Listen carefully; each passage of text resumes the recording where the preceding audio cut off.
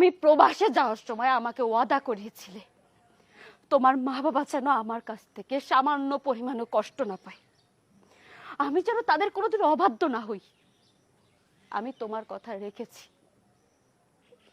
এই 3 বছরে আমি তাদেরকে কখনো অসম্মান করিনি, তাদের কথার অবাধ্য হইনি। তারা বলতে পারবে না তাদের মুখের উপরে কোনোদিন একটা কথা বলেছি, তারা যা বলেছে আমি তাই শুনেছি। কিন্তু তারা আমার সাথে কি করেছে সেটা তোমার জানা উচিত।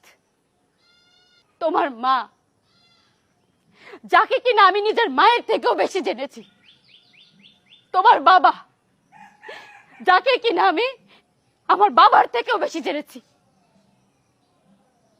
তাদের সাথে আমি যতই ভালো ব্যবহার করেছি তারা আমার সাথে ভালো ব্যবহার করতে পারেনি। আমি তাদেরকে বাবা মা মনে করলেও তারা আমাকে সন্তান মনে করতে পারেনি, কারণ আমি গরিবের মেয়ে ছিলাম। সকালবেলায় ঘুম থেকে উঠে তোমার মা আমাকে যে কাজে বলতো আমি সেই কাজটা করতাম। কাজ যতই ভালো হোক না কেন তোমার মা সেই কাজটা পছন্দ হতো না। সারাদিন যখন কাজ করে দুটো খাবার খেতে বসতাম তখন আমার কপালে কি জুটতো জানো?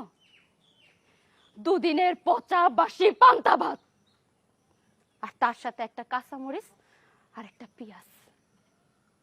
আরে বাড়ির আশেপাশে যদি কুত্তা থাকে তারেও তো মনে হয় 2 দিনের পচা বাসি খাবার খাইতে দেয় না।